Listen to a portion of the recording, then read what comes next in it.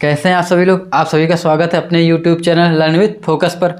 हम लोग पिछले वीडियो में क्या पढ़े थे कि लाइट क्या है, लाइट की प्रॉपर्टीज सीखी थी। उसके बाद मिरर्स को जाना था कि रिफ्लेक्शन ऑफ लाइट जाना था। उसके बाद मिरर को देखे थे क्या होते हैं। हमने देखा था कि मिरर कितने टाइप्स के पढ़े थे, 2 टाइप्स के पढ़े थे। तीसरा प्लेन मिरर अभी नहीं बताया गया। हमने 2 टाइप्स के मिरर कौन कौन से पढ़े थे, कनकेव मिरर और कन्वेक्स मिरर, उत्तल दर्पण। और हमने देखा था कि दर्पण कितने प्रकार का होता है, 2 प्रकार का, उत्तल दर्पण और उत्तल दर्पण होता है, अवतल दर्पण होता है, और दोनों के बारे में कुछ जाने थे। आज देखते हैं, फिर उनकी प्रॉपर्टीज भी सीखे थे कि क्या होता है ना, वक्रता त्रिज्या क्या है, फोकस दूरी क्या है, ध्रुव क्या है, दर्पण का द्वारक क्या है, aperture, focus length, focus, centre of curvature, सारी चीज़ें सीख लिए थे। आज आगे बढ़ते हैं। दोनों को मैं बनाए दे रहा हूँ मिरर को। मैंने मिरर को कैसा बताया था, एक खोखले गोले कटे हुए थे ना, एक हॉलो स्फेयर है ना, खोखला गोला ये, और ये इस टाइप का होता है ये। और क्योंकि इसको बनाया नहीं जा सकता तो मैं इतना बना के दिखा रहा हूँ। ये हो गया मेरा M1 M2 और एक ये हो गया। मैंने इसको भी पॉलिश कर दिया।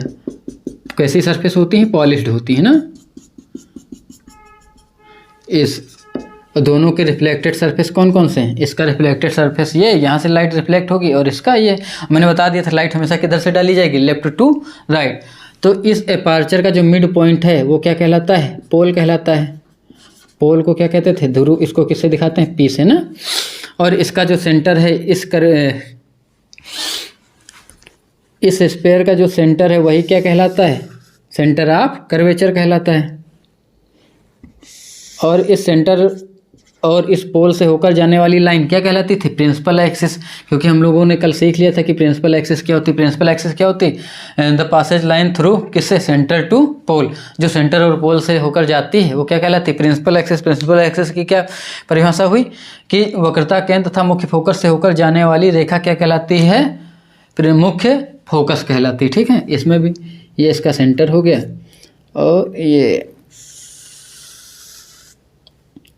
पोल, और सेंटर और पोल से होकर जाने वाली लाइन क्या कहलाती है, मुख्य फोकस। मैंने कहा था ऑब्जेक्ट कहाँ रखते हैं, इस पे एक ऑब्जेक्ट रखी गई अगर ए बी, फिर था कि ए बी जो पैरेलल रे ऑफ लाइट चलती है, वो पैरेलल रे ऑफ लाइट चलने वाली प्रिंसिपल एक्सिस के जिस पॉइंट से होकर जाएगी, प्रिंसिपल एक्सिस के जिस पॉइंट, देखो अब ये गई पैरेलल, अब इसको रिफ्लेक्टेड सरफेस मिला, परावर्तक पृष्ठ मिला। अब इधर नहीं जा सकती, यहाँ से क्या हो जाएगी, रिफ्लेक्ट होगी, परावर्तित होगी।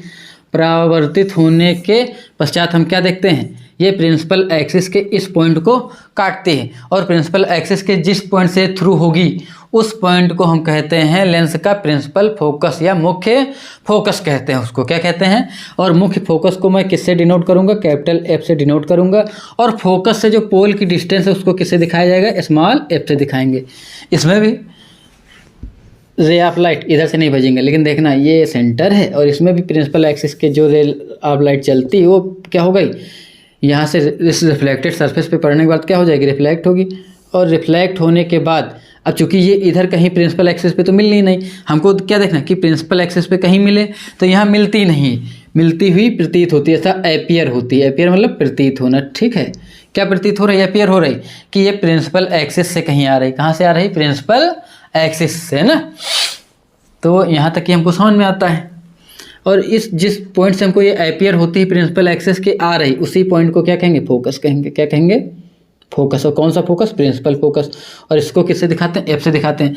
और फोकस से पोल की जो डिस्टेंस है वो क्या कहलाएगी, फोकस दूरी।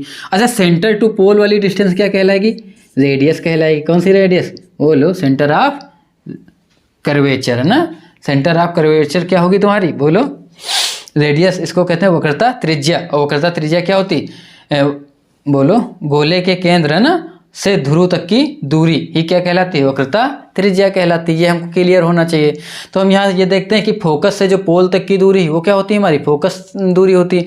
अर्थात distance between focal length, focal to point, मतलब सॉरी पोल, वो क्या कहलाएगी, फोकल लेंथ कहलाएगी। और distance between centre of curvature to pole, वो क्या कहलाएगी, बोलो, क्या कहलाएगी, सेंटर ऑफ कर्वेचर, उसकी वक्रता त्रिज्या।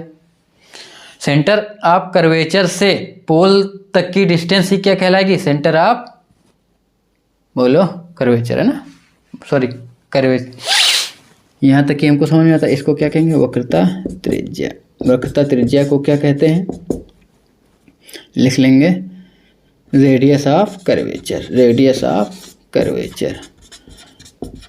और ये हमारा क्या है, centre of curvature, centre of curvature, centre of curvature. इसको कहते हैं वक्रता केंद्र कहते हैं। और इसको क्या कहते हैं, पोल कहते हैं। क्या कहते हैं, पोल। तो हमको पता चल गया कि distance between centre of curvature to pole is radius of curvature. ये हमको क्लियर हो गया, ठीक है। Distance between centre of curvature to pole is radius of curvature, अर्थात वक्रता केंद्र से ध्रुव तक की दूरी क्या कहलाती है, वक्रता त्रिज्या कहलाती है। और इसको किससे दिखाते हैं, आर से दिखाते हैं। इसको यहाँ डिनोट किससे करेंगे, कैपिटल एफ से इस पॉइंट को, और इसके बीच की डिस्टेंस को स्मॉल एफ से दिखाते हैं। किससे दिखाते हैं, स्मॉल एफ से। हम ये अपना सिंबल चूज कर लिए कि हमको किससे दिखाना होगा। हम फोकल लेंथ को किससे दिखाएंगे, स्मॉल एफ से, और सिंबल किससे दिखाएंगे, कैपिटल एफ से, ठीक है। यहाँ तक कि हमको कोई दिक्कत नहीं। अब इसके बाद हम आते हैं, इसमें भी देख लिए तो हम इनको क्या कहेंगे कि मुख्य अक्ष के समांतर चलने वाली प्रकाश किरण है ना, क्या होती है, दर्पण में परावर्तित होने के पश्चात मुख्य अक्ष के जिस बिंदु से होकर जाती है अथवा मुख्य अक्ष के जिस बिंदु से होकर आती हुई प्रतीत होती है, वह दर्पण का क्या कहलाता है, मुख्य फोकस कहलाता है। देखो मुख्य फोकस क्या होगा कि मुख्य अक्ष के समांतर चलने वाली प्रकाश किरण दर्पण में परावर्तन के पश्चात, इसमें भी देखो मुख्य अक्ष के समांतर चलने वाली प्रकाश किरण दर्पण में परावर्तन के पश्चात, दोनों में इतना कॉमन। फिर क्या होता है, परावर्तन के पश्चात मुख्य अक्ष के, इसमें भी मुख्य अक्ष के जिस बिंदु से होकर जाती है, इसमें अथवा जिस बिंदु से होकर आती हुई प्रतीत होती है, वह क्या कहलाता है, दर्पण। वह दर्पण का मुख्य फोकस कहलाता है। तो इसमें मुख्य फोकस ये होगा जहाँ से जाती है थ्रू द लाइन, और यहाँ एपियर टू द थ्रू, है ना। यहाँ क्या होती है, प्रतीत होती है, और यहाँ होकर जाती है। ये क्या कहलाता है, दर्पण का मुख्य फोकस कहलाता है। अगर इसको आप लिखना चाहें तो मैं लिखे दे रहा हूँ, the incident light ray, the incident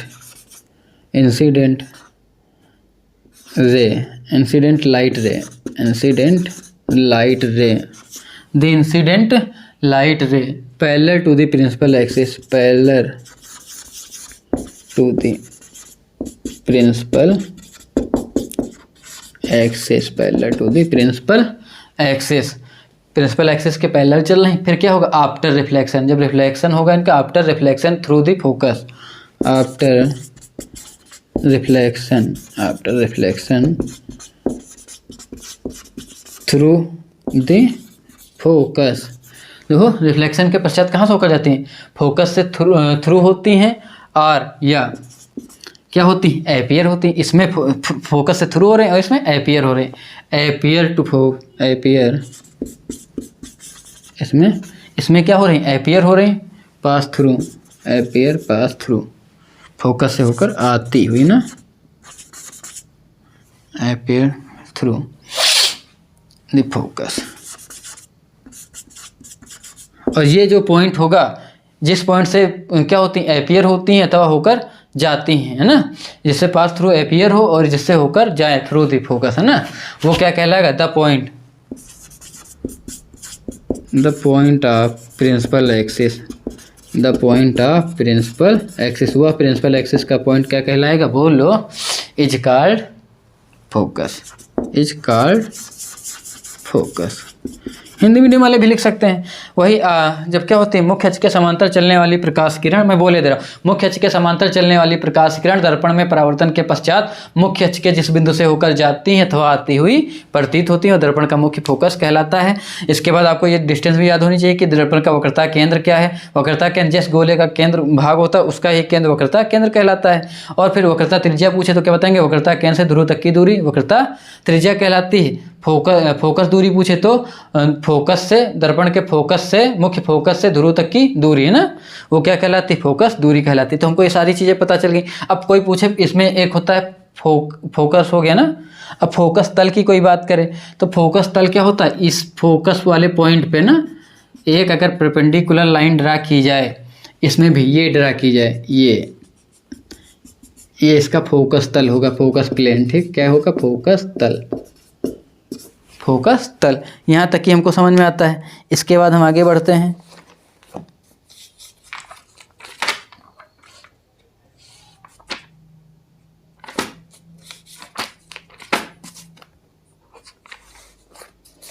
चलिए अगली हेडिंग है relation between focal length of radius. अगला बढ़ा जाए ना, मिटा दें इसको। रिलेशन बिटवीन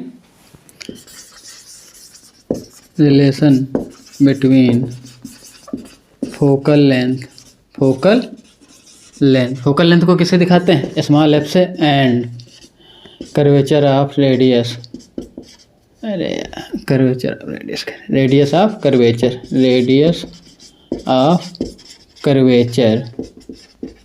कभी कभी हम जो है लिख देते हैं कर्वेचर, इसको उल्टा कर देते हैं, ठीक है। प्रीपोजिशन का यूज आप लोग करेक्ट करते रहिएगा, व्याकरण त्रुटि ना चाहिए।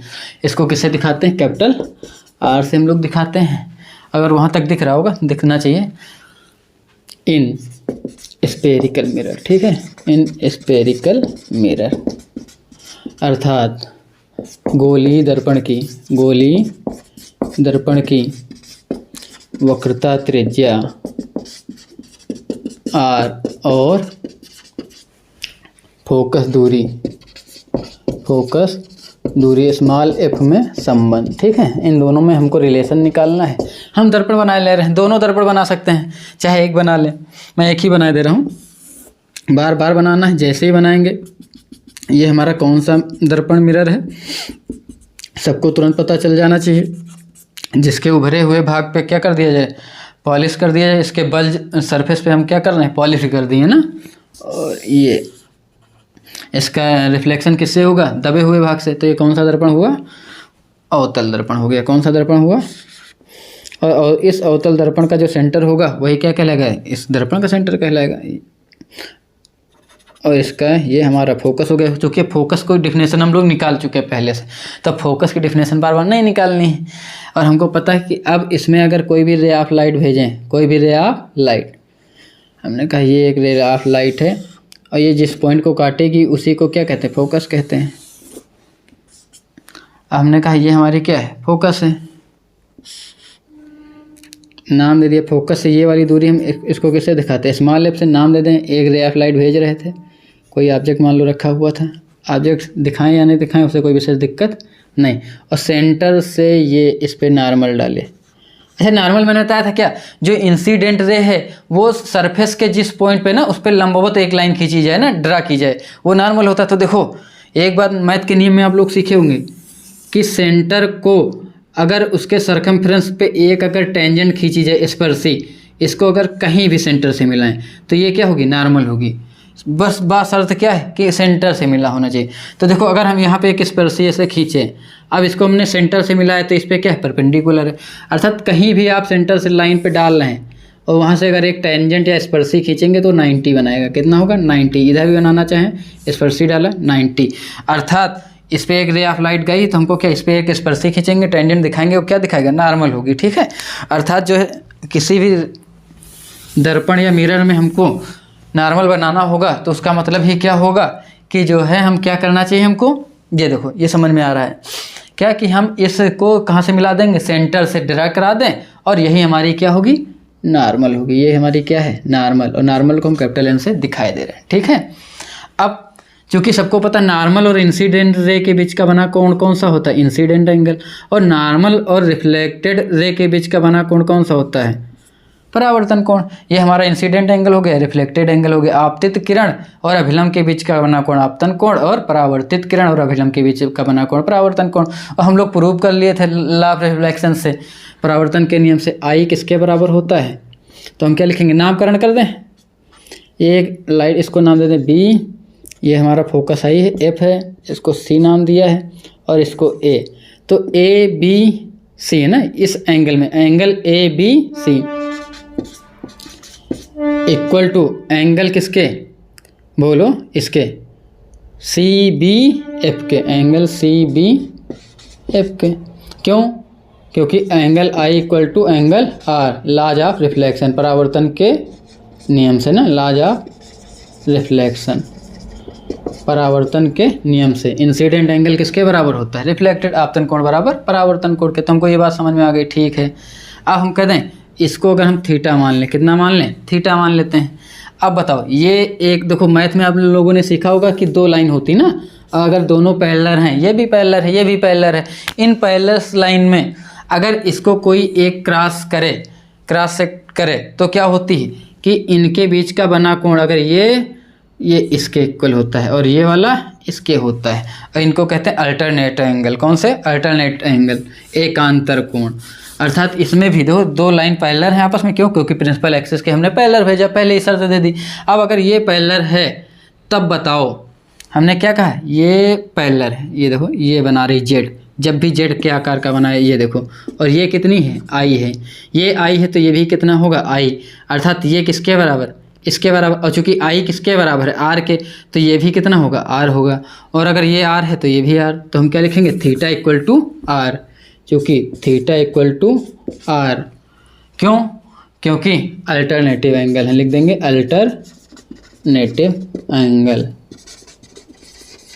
अगर थीटा आर के इक्वल है, और देखो फिर इस मैथ का नियम देखो ट्रायंगल में कि अगर कोई दो एंगल इक्वल हैं, ये अगर थीटा ये भी थीटा, तब क्या होगा? दोनों एंगल जब इक्वल हैं तो उनके एंगल के सामने वाली साइड भी इक्वल होगी। इसके सामने वाली ये और इसके सामने वाली ये आपस में इक्वल हो जाएंगी। देखो ए बी सी, तो क्या हो जाएगी? ए बी बराबर किसके हो जाएगी? बी सी के।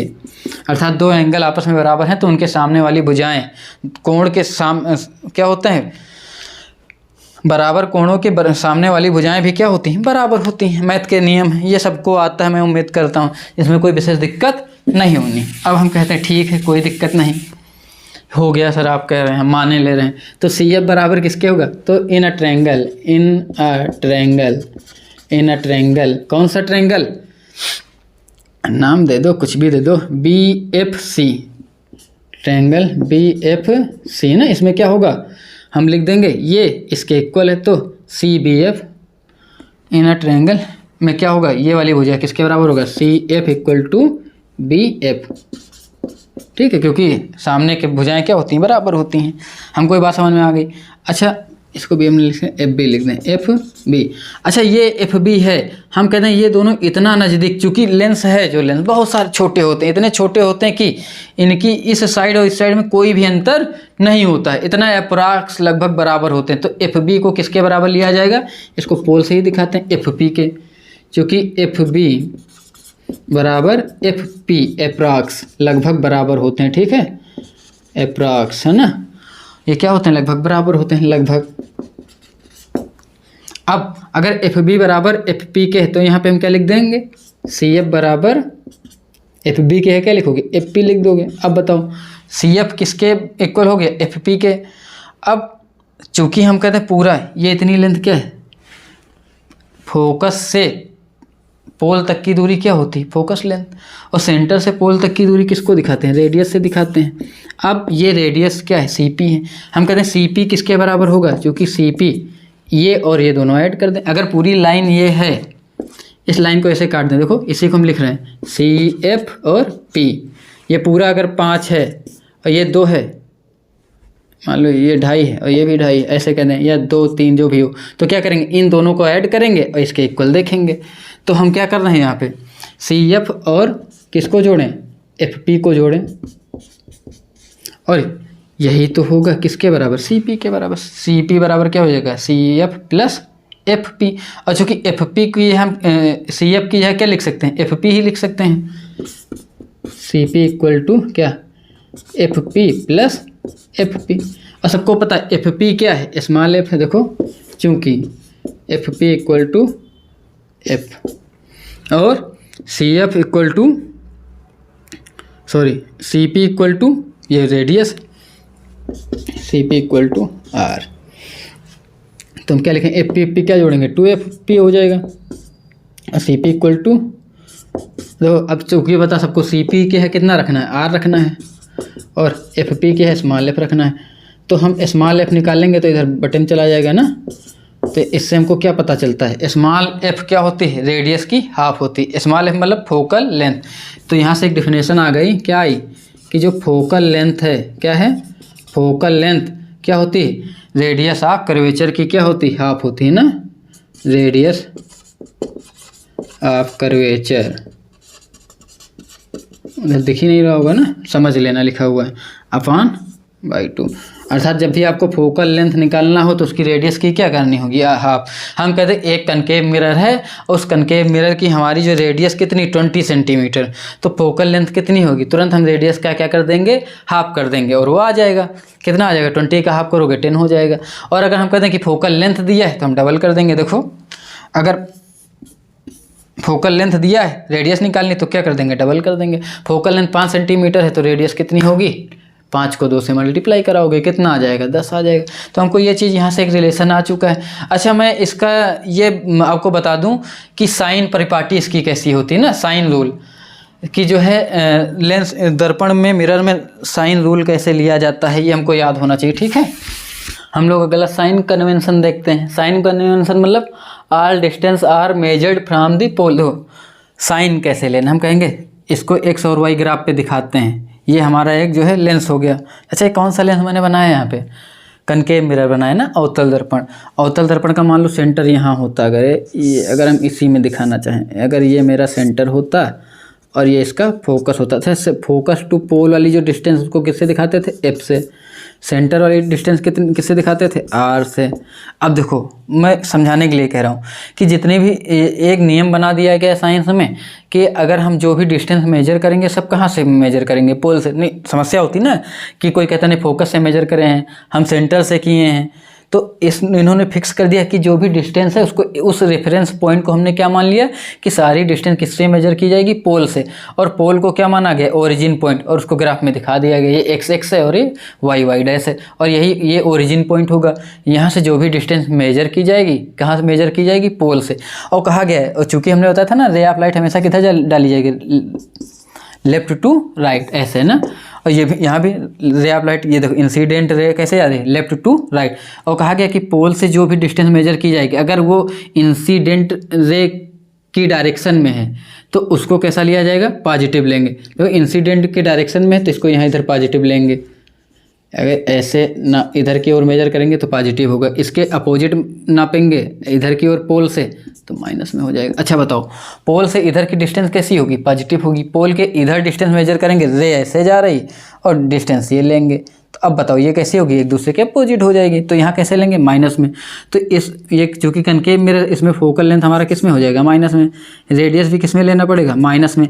अगर ऑब्जेक्ट हमेशा बाईं ओर ही रखना पड़ेगा, लेफ्ट में। और पोल से डिस्टेंस हमेशा मापेंगे तो जो है हमारी ऑब्जेक्ट हमेशा माइनस में होगी। और चूँकि ऑब्जेक्ट की डिस्टेंस को हमेशा हम यू से दिखाते हैं, किससे दिखाएंगे, यू से। और यू को साइन किस में लिया जाएगा, माइनस में। सारी डिस्टेंस पोल से हैं। और अगर इसकी इमेज इधर बन रही है तब ये जो है पॉजिटिव होगा, और इधर ही बनेगी तो नेगेटिव होगा। क्योंकि सबको पता है अगर हम मिरर के सामने कोई भी ऑब्जेक्ट रखते हैं तो उसकी क्या बनती, इमेज बनती। और इमेज की डिस्टेंस किससे ली जाएगी, वी से। अगर इमेज इधर जाएगा, अच्छा यही कौन सा मिरर होता, ये होता। ऐसे ऐसे बना लो, समझ लो थोड़ा सा ऐसे। इसमें बताओ, इसका सेंटर इधर होगा, आर इधर होगा तो आर भी प्लस में हो जाएगा। ये कौन सा है, कन्वेक्स मिरर।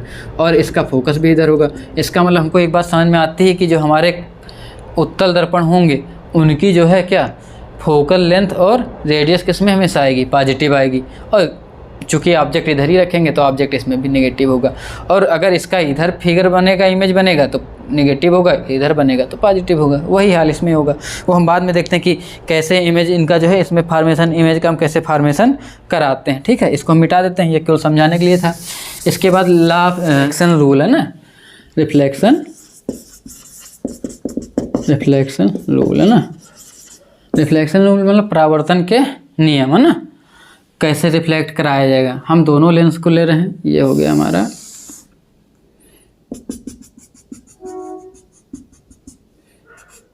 M1 M2 हो गया, ये इसका सेंटर हो गया, ये F हो गया। हम एक ऑब्जेक्ट को अगर यहाँ पे रख रहे हैं, ये ऑब्जेक्ट इधर बनाते, थोड़ा सा दूर है ना, एक ऑब्जेक्ट है। और इस ऑब्जेक्ट से कोई भी रे ऑफ लाइट कैसे डालेंगे, पैरेलल डालेंगे ना। और ये रे ऑफ लाइट ये पैरेलल गई, और चूंकि अगर सबको पता है पैरेलल अगर जाती है तो मैं नियम, पहला नियम कि अगर ये पैरेलल गई तो जब यहाँ से रिफ्लेक्ट होगी तो ये प्रिंसिपल जहाँ से होकर जाएगी उसको हम कहेंगे फोकस से गई। कहाँ से होकर गई है, फोकस से।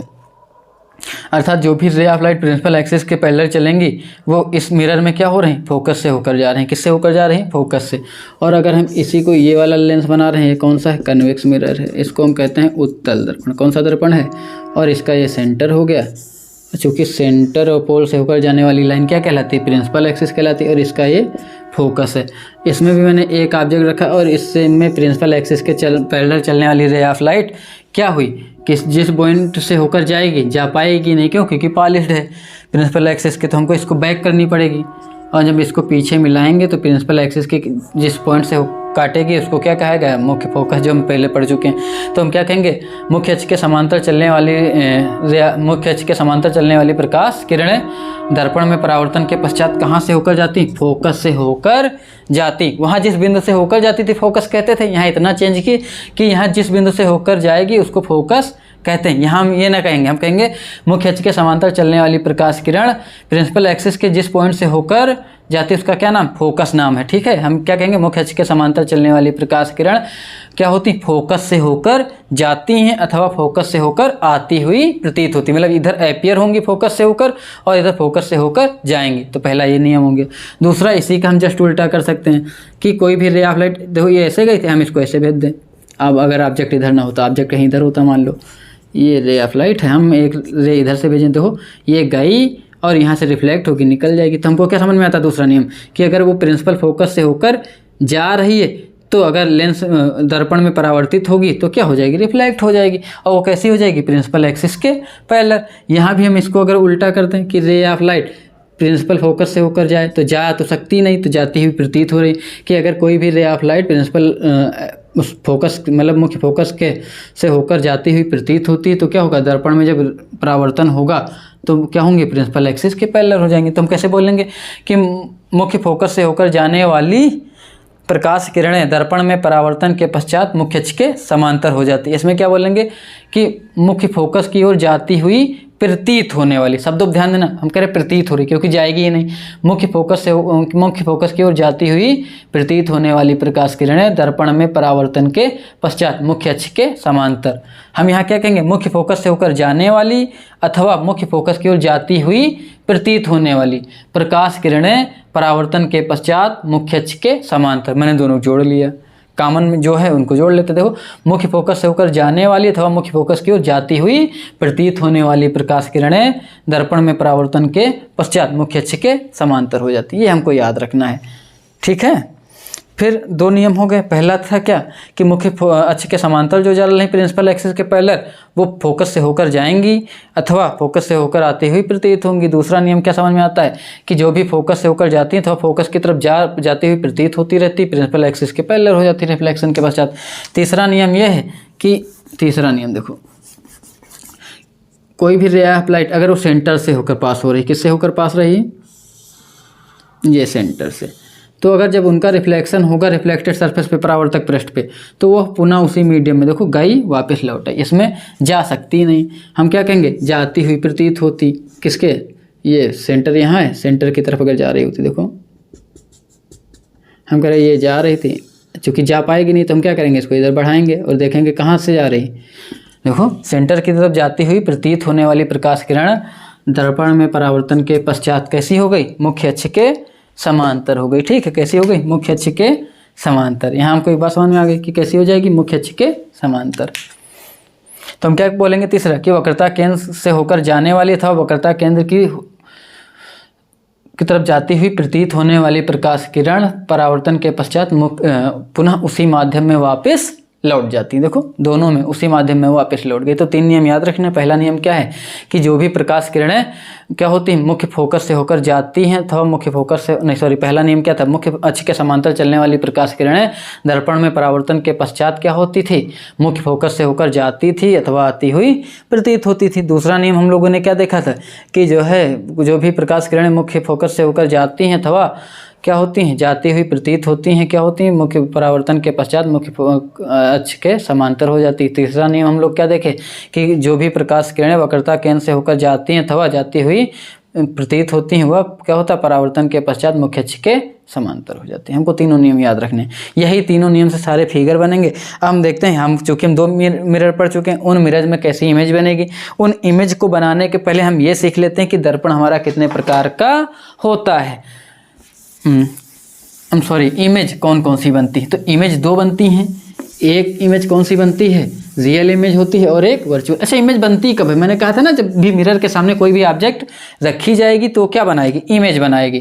क्या बनाएगी, इमेज। इमेज कब बनती है, इमेज कितने प्रकार की होंगी, इमेज को कहते हैं प्रतिबिंब। प्रतिबिंब का मतलब बिंब का प्रतिबिंब बनता है। इमेज क्या है, ऑब्जेक्ट की ही तो बनेगी। जब ऑब्जेक्ट को किसके सामने रख दिया जाता है, मिरर के सामने। किसी भी मिरर के सामने, मिरर कैसा हो सकता है, कॉनकेव हो सकता है, कन्वेक्स हो सकता है और प्लेन मिरर। घर में जो सामान्यतः मिरर होते हैं कौन से मिरर होते हैं, प्लेन मिरर होते हैं। प्लेन मिरर की देखो ये कर्व है तो कर्व में सेंटर है, निश्चित है। कर्व जितना ज़्यादा होता जाएगा और जितना मोड़ देंगे सेंटर नज़दीक होगा। कर्व को जितना फैलाते जाएंगे सेंटर दूर भगते जाएगा, दूर भगते जाएगा, दूर भगते जाएगा और जितना फैलाते जाएंगे दूर हो जाएगा। और अगर इसको एकदम प्लेन कर दें तो इसका सेंटर कहाँ पहुँच जाएगा, अनंत पहुँच जाएगा। दूर होते होते जब एकदम फैला दिया तो कहाँ पहुँच गया, अनंत पहुँच गया। तो इसका मतलब प्लेन मिरर का सेंटर कहाँ होता है, अनंत पे होता है, इन्फिनिटी होता है। ठीक है, ये कोई पूछे तो आपको याद होना चाहिए। और प्लेन मिरर में अगर कोई एक प्रश्न में और बोर्ड में पूछ लिया जाता है कि अगर एक व्यक्ति जो है खड़ा है 10 सेंटीमीटर, मान लीजिए 100 सेंटीमीटर का व्यक्ति है और तो उसको पूरा इमेज बनने के लिए सामने जो प्लेन मिरर समतल दर्पण है वो कितने सेंटीमीटर का होना चाहिए, तो उसका आधा होना चाहिए, 50 सेंटीमीटर। ठीक है। और ये भी कभी कभी पूछ लिया जाता है कि अगर हम किसी प्लेन मिरर में 5 मीटर की दूरी पे खड़े हैं तो हमारी इमेज हमसे कितनी दूर होगी, तो 5 तो हमारी हो गई और 5 उसके अंदर दूर बनेगी तो कितना हो जाएगा, 10 हो जाएगा हमारे उसके बीच का डिस्टेंस। तीसरा सवाल इसमें ऐसा पूछ लेते हैं कि अगर हम किसी समतल दर्पण खड़ा हुआ है उसके सामने भागते हुए 10 मीटर प्रति सेकंड की स्पीड से जा रहे हैं तो इमेज हमारी तरफ कितनी स्पीड से आती हुई दिखाई देगी, तो इमेज हमारी तरफ हमारी स्पीड की जस्ट डबल आती हुई दिखाई देगी। अगर हम 5 की स्पीड से जा रहे हैं तो आती कितनी दिखाई देगी, 10 मीटर प्रति सेकंड। अच्छा तो कारण क्या होता है, दूरी अगर 10 ही है तो हमको तो उतनी ही कवर करनी है ना, हम उतने पहुंच जाएंगे। और हमसे इमेज कितने में दिखाई गई, 20 पे, लेकिन वास्तव में वो है ही नहीं, वो भी उतने ही सेकंड में आ जाएगी। तो जितने में हम 10 पहुंचेंगे इमेज हमारे 20 आ चुकी होगी तो उसकी स्पीड इसलिए जस्ट डबल हो जाती है। ठीक है, ओके। तो इमेज जो है क्या होता है, प्रतिबिंब। प्रतिबिंब 2 बनेंगे, एक बनेगा रियल इमेज बनती है और दूसरी कौन सी बनती है, वर्चुअल इमेज। दूसरी कौन सी बनती है, वर्चुअल इमेज। वर्चुअल इमेज को कहते हैं, रियल को कहते हैं वास्तविक प्रतिबिंब होता है। कौन से प्रतिबिंब होते हैं, वास्तविक प्रतिबिंब होता है। और इस वर्चुअल इमेज को हम लोग क्या कहते हैं, आभासी प्रतिबिंब होते हैं। कौन से होते हैं, आभासी। रियल कब बनेंगी, जब भी उनका रिफ्लेक्शन हो और रे ऑफ लाइट कहीं पे वास्तव में इंटरसेक्ट करें तब कैसा बनेगा। और जब भी किसी इमेज को हम बनाते दिखाते हैं तो उनकी कम से कम 2 रे ऑफ लाइट लेते हैं फॉर्मेशन के लिए, एक रे ऑफ लाइट से इमेज नहीं बनाएंगे। जैसे इसको रखा मैंने तो एक सबसे ऊपर की ले लेते हैं, एक सबसे नीचे की ले लेते हैं, दिखा देते हैं। क्यों, क्योंकि बीच की सारी रे ऑफ लाइट होंगी, बहुत सारी होंगी, अनंत होंगी, तो उनको दिखाना बहुत मुश्किल है, तो गंदा हो जाएगा। हम क्या करते हैं, थोड़ी सी एक ऊपर ले ली, एक नीचे ले ली। देखो सबसे आखिरी वाली ये लिमिट हो गई और नीचे वाली ये होगी, बीच की सारी प्रॉपर्टी इनके अंदर आ रही हैं। तो इन 2 रे ऑफ लाइट को लेते हैं और दोनों दिखा देते हैं। जैसे हमने कहा ना, एक ऑब्जेक्ट ये रखा हुआ है, ये हमारा लेंस है, कौन सा है, हम याद ही हो गया होगा, ये इसका द्वारक है, अपर्चर है, ये इसका पोल है, इनका मिड पॉइंट पोल कहलाता है, ये इसका सेंटर है और ये इसका एफ है। एफ से पी की दूरी क्या होती, फोकल लेंथ होती। सेंटर से पोल की दूरी क्या होती, वक्रता त्रिज्या होती है। और सी और पी से होकर जाने वाली लाइन प्रिंसिपल एक्सिस होती है। प्रिंसिपल एक्सिस पे हम हमेशा क्या रखते हैं, एक ऑब्जेक्ट रखते हैं। और ऑब्जेक्ट अगर किसी मिरर के सामने रखा हुआ तो वो क्या बनाएगा, इमेज बनाएगा। जो भी लाइट प्रिंसिपल एक्सिस के पैरेलल चलेगी वो आप लोग पढ़ ही चुके हैं। क्या पढ़े हुए हैं कि वो जब इससे रिफ्लेक्ट होगी तो कहाँ से होकर जाएगी, फोकस से होकर जाएगी। कहाँ से होकर जाएगी, ये चली गई फोकस से होकर। बहुत सही, गुड, आप लोग बहुत अच्छे हैं, समझ जाते हैं। और एक मैंने कहा ना, ये ऑब्जेक्ट अगर ए बी है, ये इसको देखो ये गई। और अगर कह दें इसी के एक सेंटर से होकर जा रही, एक ये भी दिखा सकते हैं। एक हमने कहा ये गई, देखो सबसे लास्ट वाली। अच्छा ध्यान देना, ये किससे होकर जा रही है, सेंटर से ना। और जब भी रे ऑफ लाइट सेंटर से जाएगी तो बैक कहाँ से हो जाएगी, सेंटर से हो जाएगी। कहाँ से हो जाएगी, सेंटर से। और हम दिखा सकते थे ऐसा हो सकता है, तो कहाँ से बैक होगी, सेंटर से बैक होगी। तो इसकी ऐसी इमेज देखो, ये हमने कहा ना, ये गई और ये आई। ये हम इसको ऐसे भी दिखा सकते थे। अगर ये इन्फिनिटी पे होता है, इसको अनंत मान लेते, ऐसे मान लेते कि रे ऑफ लाइट कहाँ पे रखी हुई, इन्फिनिटी पे रखी हुई। कहाँ पे है,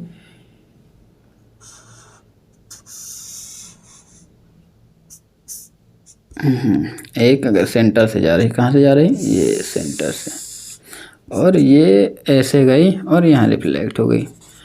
हमने कहा दो गई, और जो गई वो क्या बनाती प्रॉपर्टी, और इनको मैंने काट दिया, और ये परपेंडिकुलर अगर हम इससे मिला दें तो क्या होगा, देखो जहाँ पे मिलाती हैं वो उनकी क्या बनाती है, इमेज बनाती है। देखो ये भी गई, तुमने कहा ना सेंटर से गई, ये कहाँ गई, सेंटर से। हमने कहा चलो बना रहे तो बना ही लो, क्या दिक्कत है, तीनों बन गई। अब देखो ये दो रे ऑफ लाइट कहाँ की हैं, सबसे ऊपर वाले हिस्से में मार्कर को अगर ऊपर ऐसे रखता हूँ, देखो मार्कर छोटा पड़ रहा है, समझ लो अगर पूरा मार्कर ये होता तो सबसे रे ऑफ लाइट ये ऊपर वाली गई, तो ए का हिस्सा कहाँ मिल रहा है, यहाँ पे मिल रहा है, तो ए यहाँ बनेगा, और इसका नीचे वाला बेस वाली ये रे ऑफ लाइट गई और ये लौटी, तो ये कहाँ पे बनेगा, बी वाला यहाँ बना। अच्छा इसमें इमेज कैसी बनी, यहाँ ऐसे रखे थे, यहाँ उल्टा बन रही, देखो ए बी यहाँ ऊपर है, यहाँ पे बी ए हो गया, मतलब उल्टा फॉर्मेशन हुआ। कैसी इमेज बन रही, उल्टा। और चूंकि रे ऑफ लाइट देखो यहाँ पे कैसी इंटरसेक्ट कर रही, अर्थात मिल रही, और चूंकि जब भी कहीं रे ऑफ लाइट मिलती हैं तो कौन सी इमेज बनाती है, रियल बनेगी। जब भी रे ऑफ लाइट मिले, देखो यहाँ मिल नहीं इसलिए कैसी इमेज होगी, रियल होगी। ठीक है, कैसी है, रियल है। मैंने एक समझने के लिए बनाया, अभी इमेज का जब फॉर्मेशन करेंगे तो आप लोग को बहुत अच्छे समझ में आएगा। केवल हमको बताना था कि वास्तविक प्रतिबिंब कब बनता है, जब रे ऑफ लाइट कहीं पे इंटरसेक्ट करती हैं वास्तव में, और अगर वास्तव में नहीं कर रही तो कहाँ बनेगा, लेंस के पीछे ही बनेगा। वहाँ पे हम रे ऑफ लाइट को नहीं ले जा सकते थे, तो वहाँ पे हम क्या कराते हैं, महसूस कराते हैं कि वहाँ पे मिलती हुई प्रतीत हो रही।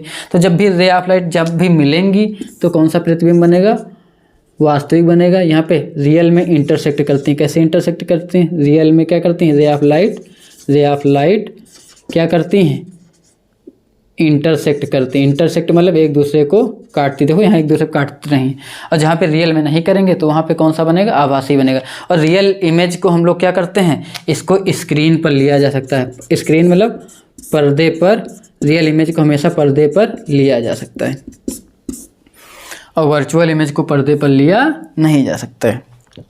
तो पर्दे पर सर कैसे लिया जाता है, जैसे प्रोजेक्टर नहीं लगाते हैं सिनेमा घरों में, उदाहरण सिनेमा घर में, वो जैसे ही क्या करते हैं, चलाते हैं प्रोजेक्टर से, सामने पर्दा टंगा होता है, पर्दे पे इमेज बनती है। और जैसे इसकी नियम क्या, एक पर्दा था इमेज बनी, उसके आगे दूसरा पर्दा लगा दे तो वहाँ से इमेज हटके आगे वाले पर्दे बनने लगी। लेकिन अगर हम किसी प्लेन मिरर समतल घर में खड़े हुए हैं, शीशे में इमेज हमारी बन रही, लेकिन सामने एक पर्दा लगा दो, इमेज नहीं बनेगी। तो इससे क्या मतलब, वो कैसा है, वर्चुअल है। क्यों, क्योंकि वो वास्तव में इंटरसेक्ट करती नहीं है, वो पीछे महसूस होता है कि इंटरसेक्ट कर रही। प्लेन मिरर में क्या होता है, जैसे एक प्लेन मिरर रखा हुआ है, यानी प्लेन मिरर ये हो गया, ये हमारा कौन सा मिरर है, प्लेन मिरर। और प्लेन मिरर की क्या होती है, इन्फिनिटी होती है, क्या रेडियस नहीं, मतलब जो है उसका सेंटर कहाँ पे होता है, अनंत पे हम लोग मान लेते हैं। अब हम कहते हैं कि जैसे इस पे अगर किसी एक पॉइंट को बनाना, हमने कहा इस पॉइंट से रे ऑफ लाइट गई और ये रिफ्लेक्ट होकर निकल गई, सबको पता है, ये रिफ्लेक्शन पढ़ा चुके हैं। इंसिडेंट पॉइंट पे हम ऐसे लंबवत खींच दी लाइन। अब हम कहते हैं एक जो है इससे जो है ऐसे निकली ये गई, चूँकि यहाँ से फिर रिफ्लेक्ट हो जाएगी, सेंटर पे ऐसे गई और वापस हो जाएगी, तो ये कहीं मिलेंगी नहीं मिलेंगी। तो हम इसको कहाँ बढ़ा दें, अगर पीछे बढ़ाएं, ये देखो इसको भी पीछे बढ़ा रहे हैं, ये जहाँ पे इंटरसेक्ट कर रही हैं वहीं पे इसकी क्या बनेगी, इमेज बनेगी। अब सोचो यहाँ पर मान लीजिए चिंगू खड़े होते तो चिंगू की इमेज कहाँ बनती, यहाँ बनती। अच्छा अब सोचो चिंगू अगर यहाँ बन रहे हैं तो क्या ये चिंगू जो है यहाँ सामने बन रहे हैं कि ये रे ऑफ लाइट वास्तव में इंटरसेक्ट कर रही, नहीं कर रही, केवल क्या हो रहे हैं, एपियर हो रही ना, कि यहाँ पे मिलती हुई प्रतीत हो रही। एपियर अब मिड पॉइंट इनका कहाँ पे है, लेंस के मिरर के पीछे है कि सामने, पीछे है। अब सोचो मैं अगर किसी भी यहाँ पे एक पर्दा लगाता तो यहाँ तो कुछ बन ही नहीं रहा, पर्दा पीछे जाना नहीं क्योंकि ये तो दीवार पे जड़ा हुआ है। तो क्या होगा, क्योंकि पीछे पर्दा जाएगा नहीं, सामने कहीं पे इंटरसेक्ट कर ही नहीं रही, तो ये कहीं जब सामने मिलेगी नहीं तो वहाँ पे उसका प्रतिबिंब नहीं बनेगा, पीछे बन रहा है, तो इसलिए इसको पर्दे पर प्राप्त नहीं किया जा सकता। अगर ये 5 सेंटीमीटर है तो 5 सेंटीमीटर ये ऐसे, यहाँ तक कि हमको समझ में आता है, हम इसको मिटा देते हैं। अब इमेज का जो हमको फॉर्मेशन करना है और कि कितने प्रकार की इमेज होती हैं, तो हम सारे लेंस बना लेते हैं। अच्छा एक काम करते हैं, मैं मिटा के सारे लेंस पे बना दूं तब समझा दूं, या ऐसे दिखा देता हूं कि अवतल दर्पण और उत्तल दर्पण 2 दर्पण होते हैं, दोनों में हमको प्रतिबिंब बनना सीखना है कि कौन से दर्पण में कौन से प्रतिबिंब। तो सबसे पहले अवतल दर्पण में इमेज का बनाना हम लोग सीखते हैं।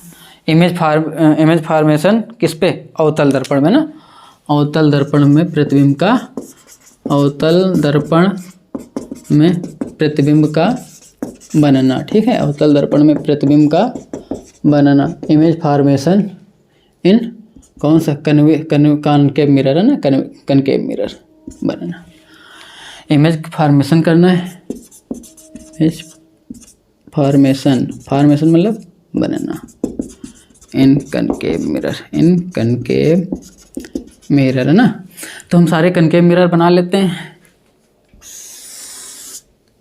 कनकेव मिरर, ये इसका क्या हो गया, अपर्चर हो गया, द्वारक हो गया, ये इसका सेंटर हो गया। और ये सबसे पहले हम इमेज को कहाँ मान लेते हैं, हमारी जो ऑब्जेक्ट है, object is placed at infinity. सबसे पहले ऑब्जेक्ट को हम कहाँ पे रखेंगे, इन्फिनिटी पे रखेंगे। जब ऑब्जेक्ट इन्फिनिटी पे हो, कोई भी वस्तु इन्फिनिटी अनंत पे होती है, तो हम ये मानते हैं कि जो भी रे ऑफ लाइट आ रही हैं वो पैरेलल आ रही हैं।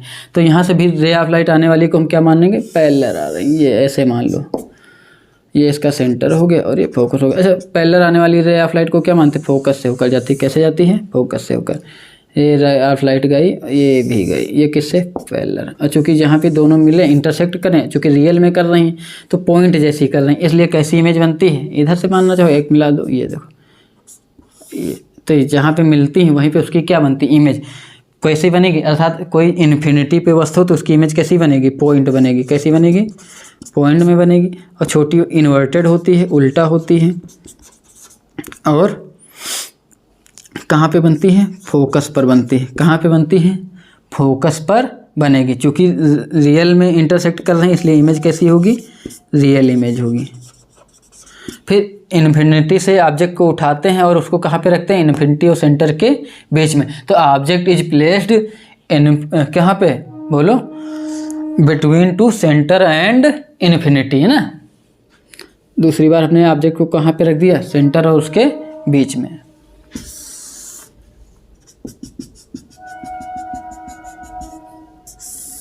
ये हो गया, सेंटर हो गया, और एफ हो गया। और इस बार ऑब्जेक्ट को हमने कहाँ पे रख दिया, सेंटर और कहाँ पे, ये object at placed between centre of curvature and, बोलो कहाँ पे, इन्फिनिटी, है ना, इन्फिनिटी। तो इन दोनों के बीच में जब वस्तु कहाँ पे रखी हो, वक्रता केंद्र और अनंत के बीच में, तब ये जो प्रिंसिपल एक्सिस के पैरेलल गई, मुख्य अक्ष के समांतर, परावर्तन के पश्चात कहाँ से होकर जाएगी, फोकस से होकर जाएगी। और जो वक्रता केंद्र से होकर जाती है वो चली गई, ये देखो। और ये दोनों जहाँ पे मिलाएंगी, इनको हम क्या करते हैं, इमेज बनाने के लिए शर्त है कि हम इनको परपेंडिकुलर ड्रा करा लेते हैं। कैसे ड्रा कराते हैं, ये जहाँ पे मिले, तो तीसरी वाली ये भी तो जाएगी, ये गई, ये और ये सेंटर से गई तो लौट आएगी। ये देखो यहाँ मिल गई, तो क्या हुई, हमने इनको बना लिया। ये बी यहाँ पे आएगा और ए ये आएगा। इमेज कैसी है, उल्टा है, वस्तु बड़ी है, छोटी है। यहाँ पे वेरी स्मॉल होती है, कैसी होती है, फोकस पे बनती है। यहाँ पे इमेज कैसी है, वेरी स्मॉल है, कैसी है, वेरी स्मॉल है। और यहाँ पे छोटी बनती है, स्मॉल बनती है। ये उल्टा है कि सीधा है, सबको पता है उल्टा बनती है, नाम दे देते हैं बी डैश ए डैश, है ना। कैसी बनती, इन्वर्टेड, उल्टा का मतलब इन्वर्टेड है। वास्तव में मिल रही तो प्रतिबिंब कैसा है, वास्तविक है। वास्तविक को क्या लिखेंगे, रियल लिखेंगे। कहाँ बन रहा है, सेंटर और फोकस के बीच में ना, बिटवीन कहाँ, सेंटर एंड फोकस, है ना, सेंटर एंड फोकस, सेंटर और फोकस के बीच में, ठीक है, याद होना चाहिए। फिर तीसरा देखते हैं, इसी में समझ लेते हैं, बार बार कहाँ बनाए ना, थोड़ा थोड़ा मिटाते जाएंगे, आप लोग समझते जाइएगा कि अगली इमेज को हम कहाँ पे रख दें। अब इस बार ऑब्जेक्ट को हम ले आएंगे पहले कहाँ पे था, इन्फिनिटी पे था, और अब ऑब्जेक्ट को हम लोग उठा ला रहे हैं, कहाँ पे रखेंगे, सेंटर पे रखेंगे। इस बार ऑब्जेक्ट को कहाँ ले आए, सेंटर पे। ये हो गया फोकस, ये ऑब्जेक्ट आ गया, ये ऑब्जेक्ट हो गया ए बी, और ये इमेज जो प्रिंसिपल एक्सिस के कैसे चल रही, पैरेलल। ये क्या हुई, जो भी प्रिंसिपल एक्सिस के पैरेलल चलती है कहाँ से होकर जाती है, फोकस से होकर जाती हैं। दूसरी ये गई, है ना, लौट गई। और जो प्रिंसिपल एक्सिस से होकर जाती हैं, वो निकल जाती हैं सीधे, और ये दोनों एक दूसरे को ऐसे इंटरसेक्ट करती हैं, और इनको हम मिलाते हैं तो ये फोकस पे ही बनती है। मान लेना वही बनेगी, अच्छे से बनाओगे तो ना, तो क्या होती है, ये सेंटर के नीचे ही प्राप्त होती हैं। ये कैसी हैं,